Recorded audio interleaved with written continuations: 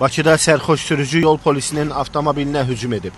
Nərmanov rayon polis idarəsindən APAya verilən məlumata görə bugün saat 14:15 radələrində yol polisi tərəfindən saxlanılan sürücü Şahin Mayıloğlu Bəylərov çəkiclə Bakı şəhər dövlət yol polisi idarəsinə məxsus BMW markalı 99 YP 423 dövlət qeydiyyat nişanlı avtomobili əzib. Nəticədə maşına ciddi ziyan dəyib. Hadisəni törədən Şahin Bəylərov saxlanılıb, faktla bağlı araşdırma aparılır.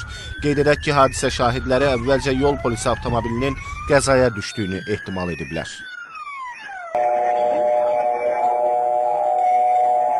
İnşallah.